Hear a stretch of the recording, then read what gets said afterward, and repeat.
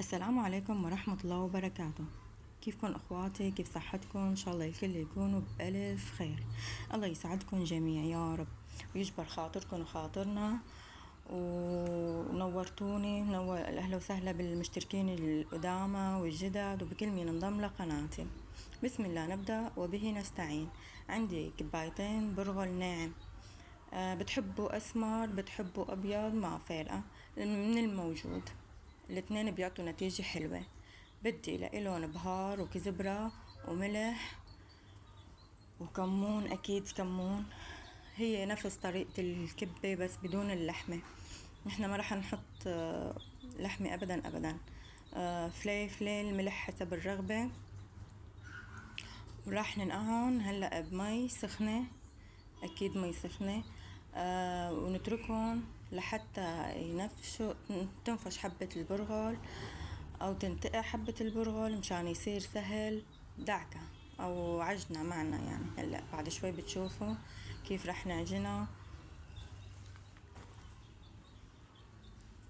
مشان يصير سهلة التشكيل. أنا هلأ رح انقعها واتركها على جنب بس لحتى مثل ما عم قلكن تفتح حبة البرغل وتنتقع منيح منيح، وراح اتركها على جنب ربع ساعة او نص ساعة حسب الوقت اللي انتو بتحبوه او حسب وقت فضاتكم والسرعة.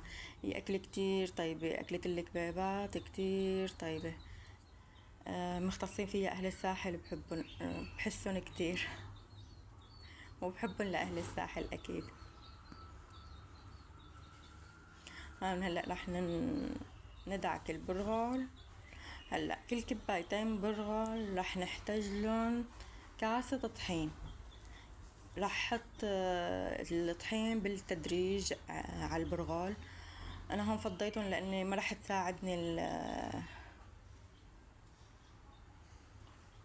الزبدة او شو بسموه. رح فضيهم على الصينية مشان يصير دعكن اسهل.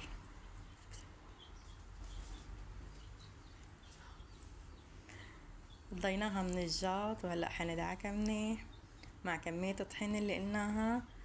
مثل ما اتفقنا كل كباية طحين كل كبايتين برغل حنضيف لهم تقريبا كباية او كباية الا ربع طحين. يعني ما مشكلة بين الكباية والكباية الا ربع، هني بس مشان يدبقوا معنا وحتى يصير سهل تشكيلهم وقت هلا بدنا نعملهم ونكورهم. مثل ما اتفقنا حطينا كاستين برغل، ملح كمون كزبرة فليفلة واكيد بهار، ما بننسى البهار والملح حسب الرغبة، وفليفل رش او فليفل دبس حسب انتو شو بتحبوا او حسب الموجود بالبيت. هلا حندعك منيح منيح، ومثل ما اتفقنا حنحط كمية الطحين بالتدريج حسب تاكو معنا من كباية لكباية الا ربع. ونحن هون رح نضيف هلا رح تلاحظوا اني كل شوي ممكن رشة بماي، رشة ماي وادعكها، رشة ماي وادعكها. ممكن تحتاج ممكن لا، حسب شو نحن وقت نقعناها كترنا ماي ولا لا. فانا هون احتجت شوية ماي، هلا اني يمكن قصت راحت بالقص شكلها. كل شوي رح ضيف لها نقطة ماي او شوية ماي، رشة ماي هيك بايدي، رشة ماي وملح لحتى تمسك كلياتها معي. أنا متشكر كتير مملكة رهف، فم مملكة رهف، الله يجزيك الخير يا رب وحبيبتي وينولك اللي ببالك إلهي، ويجبر خاطرك دنيا آخرة ويسعدك سعادة الدارين انتي والصبايا اللي كل الصبايا اللي عم بيساعدوني حتى بدون ما اطلب منهم، وشكرا لكم كتير كتير. انا هون رح شايفين دعكتها منيح. هلا رح نرجع نفضيها بالجار، بما انه مسكت كلياتها مع بعضها رح ارجع فضيها بجار مشان نبلش بالتكوير. التكوير رح نعملها على شكل القلال الصغار. مين بيعرف القلال الصغار؟ كلياتنا وقت اللي كنا صغار كانوا اخواتنا الصبيان يلعبوا فيهم، دحاحل او قلال، ما بعرف شو بسموه مناطقكم، حسب كل منطقة شو بيسموها.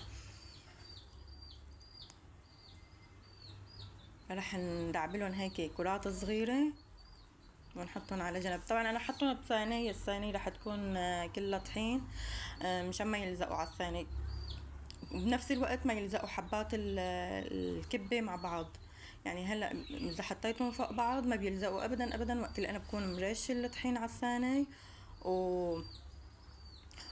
ومغلفتهم بالطحين. فهلا رح نبلش. بسم الله، نبدأ ونستعين به نستعين. هون راح نبلش فيهم مثل ما شايفين. طبعا انا هون عملت بس كم وحده وبعدين ساعدوني بناتي الله يرضى عليهم، قعدنا على الارض. هون الوقفه على المزله كتير صعبه. فرح نعملهم نكورهم ونحطهم بالصينيه مثل ما اتفقنا. الصينيه كمان رح مثل ما قلت لكم رح نحط فيها شويه طحين ومشان بس ما يلزقوا على بعض وقت اللي نعملهم. وهيدي الطريقة هي، بس اني شايفين كيف بنات بنقسمهم ونقطعهم قطع صغار ومبرمون بين اصابع ايدينا، فبصيروا عنا على شكل كرات صغيرة او مثل ما اتفقنا دحاحل. وهيدي هي الدحاحل. بنتي سمعت بالدحاحل او القلال راحت جابتهم مشان تفرجيكم اياهم. الله يخلي لكم اولادكم يا رب ويحفظهم من كل سوء. وهاي حبيت فرجيكم بس اني كيف عملناها.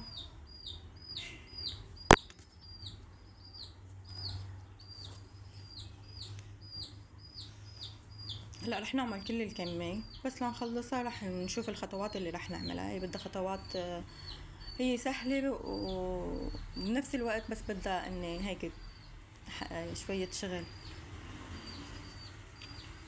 بس كتير طيبة وما جربوها ورح تدعولي. انا الولاد كتير بحبوها، من الاكلات المفضلة عندهم. شايفين بنتي كمان راح جابت لي عقدها.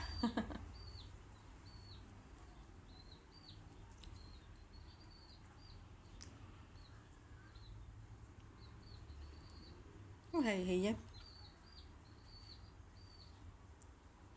شايفين صبايا كل شوي راح نعمل لهم هالحركة هيدي مشان يتغلفوا بحبات الطحين، بذرات الطحين وما يلزقوا ببعض. لأن قد ما كترت الكمية لو حطيناهم فوق بعض ما بيأثر أبدا أبدا.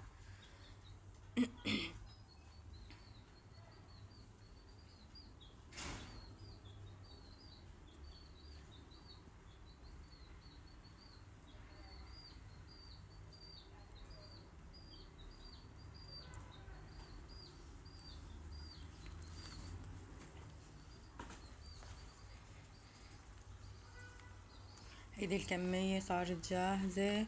اللهم صل على سيدنا محمد وعلى آله وصحبه وسلم. هلأ هون رح نحط للماي ملح وكمون ونتركها لتغلي أو لتسخن.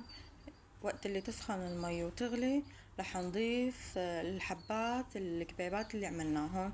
أنا هون رح أعصر ليمون ورح أفرم البقدونس ونغسله ونحضره لبين ما يستوي.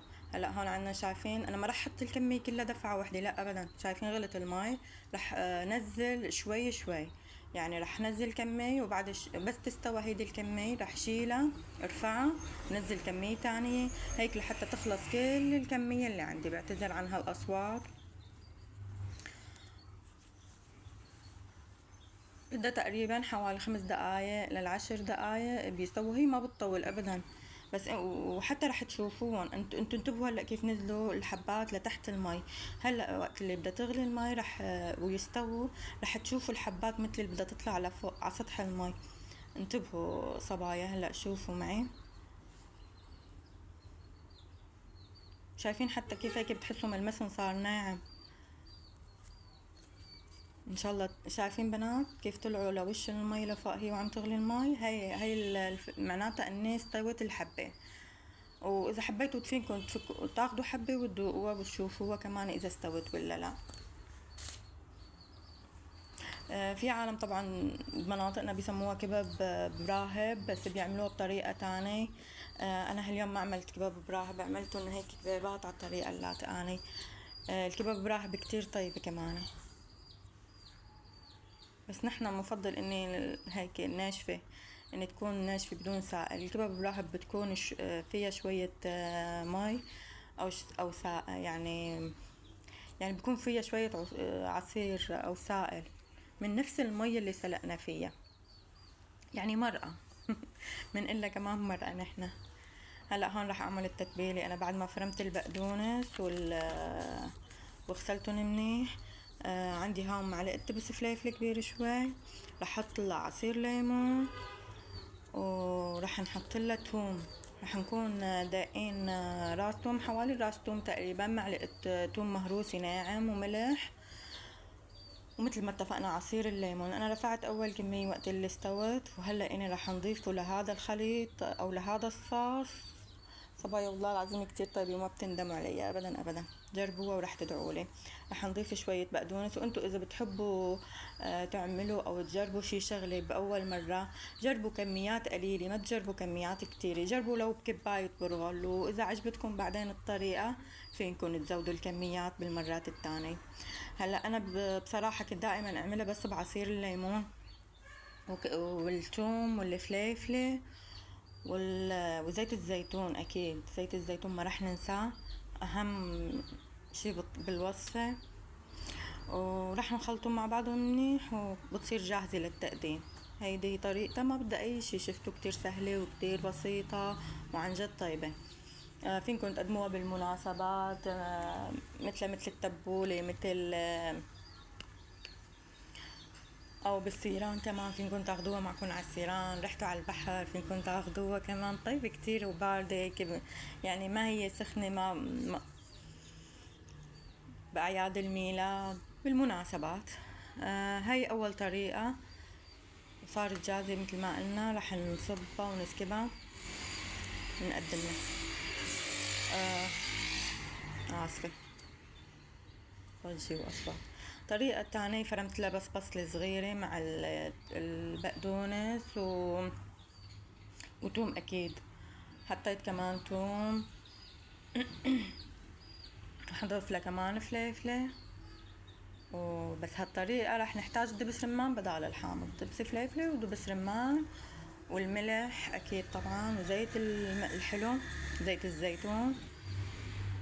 ونخلط الوصفة كلياتها مع بعضها، وبالصحة والعافية يا رب عقلوبكم وقلوبنا. هاي الوصفة أول مرة بصراحة كنت بعملها بدبس رمان. أنا دائما بعملها قلت لكم بالليمون الحامض، بس هالمرة فضلت إني أعملها بدبس رمان، وكمان ضفت لها ليمون حامض. أنا كتير نحن كتير بنحب الليمون الحامض. نحن دائما هون الحمد لله الأصوات الموتورات والمولدات الكهرباء دائما هدول ما بيوقفوا أبدا. هيك صبايا صارت وصفتنا جاهزة، بالصحة والعافية عقلكم وقلوبنا يا رب. ما تنسوني إذا عجبتكم وصفاتي ما تنسوني من الاشتراك واللايك، وأكيد مشاركة مع أحبابكم وأصحابكم. هاي وصفتي لليوم، إن شاء الله تكون عجبتكم، بتمنى أنكم تجربوها.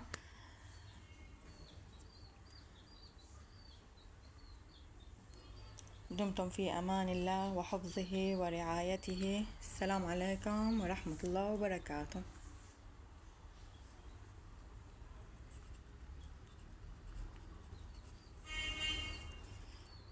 أكيد ما بدنا ننسى ذكر الله، سبحان الله والحمد لله ولا إله إلا الله والله أكبر، ولا حول ولا قوة إلا بالله.